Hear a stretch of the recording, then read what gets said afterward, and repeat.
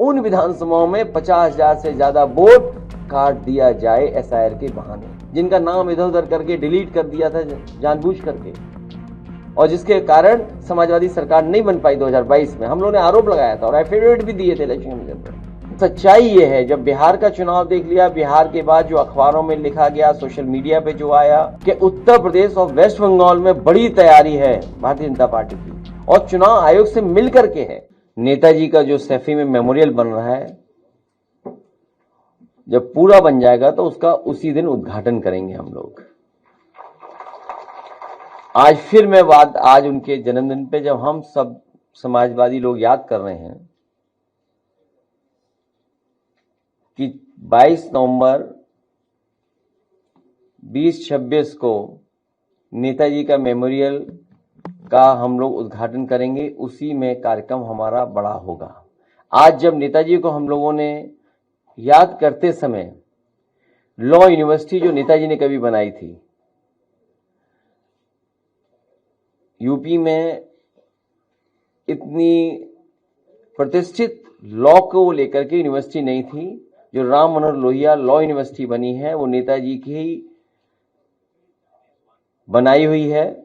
आज उनके बच्चों को मैंने सम्मान किया, जो बच्चे टॉपर्स थे, जिन्हें गोल्ड मेडल मिला था या कोई और मेडल मिला था, उन बच्चों को भी आज के दिन सम्मान दिया, क्योंकि वो लॉ यूनिवर्सिटी नेताजी की बनवाई थी, वो टॉपर थे, उन्हें आईपैड देकर के हम लोगों ने सम्मान देने का काम किया। जब हम आप बात कर रहे हैं, उससे पहले बच्चे मिलकर के उनका सम्मान करके हमने उन्हें जाने दिया।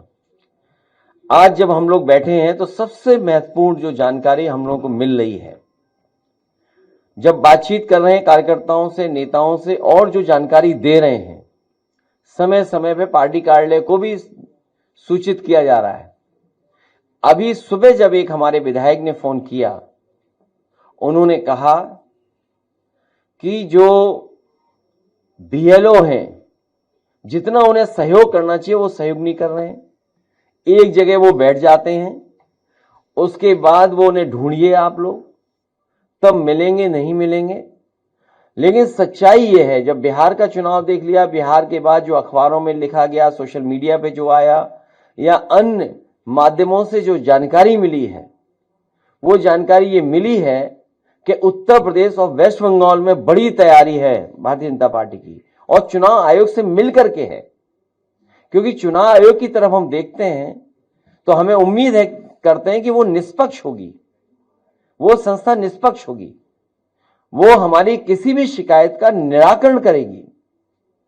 लेकिन सुनने में आ रहा है कि 2024 की हार के बाद सबसे ज्यादा भारतीय जनता पार्टी और चुनाव आयोग फोकस कर रहा है वेस्ट बंगाल पर और उत्तर प्रदेश पर, अन्य स्टेटों पे भी जहां पर बीजेपी की सरकार नहीं है, उदाहरण के लिए तमिलनाडु, जहां चुनाव आने वाला है। लेकिन सबसे ज्यादा फोकस, सबसे ज्यादा टारगेट और टारगेटेड जो चीजें हो रही हैं वो उत्तर प्रदेश और वेस्ट बंगाल में हो रही हैं, जहां पर चुनाव आयोग से हमें उम्मीद थी।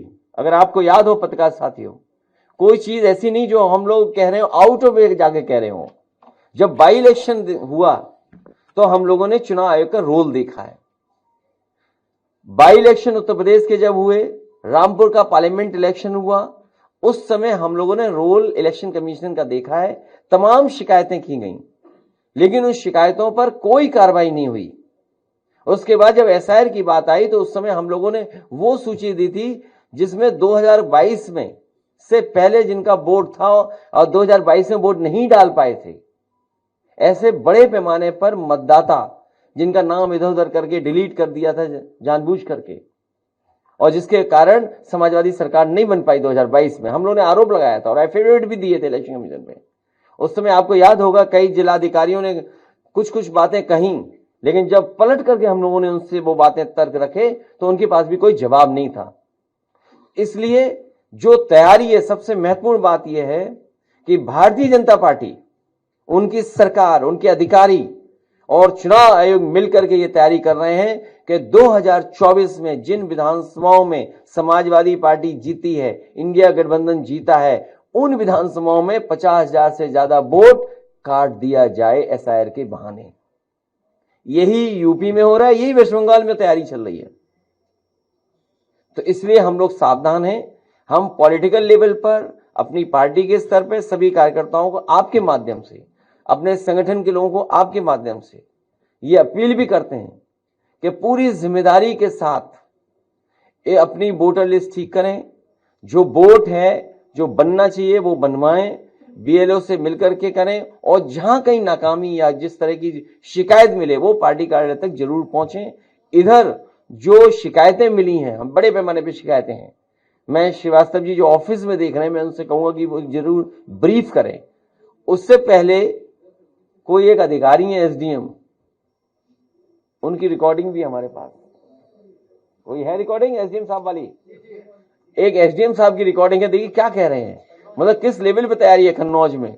कन्नौज तो वो रहा है ना, हमारी राजधानी, देश की राजधानी रही है कन्नौज।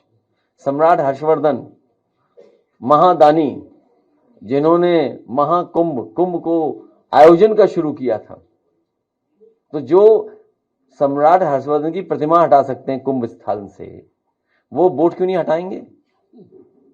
वो बोट हटाने में लगे हुए हैं, और कन्नौज भी टारगेट में आ गया है। अगर आप ये वीडियो YouTube पर देख रहे हैं तो हमारे चैनल को सब्सक्राइब कर बेल आइकन दबाएं, और Facebook पर देख रहे हैं तो हमारे पेज को लाइक करें।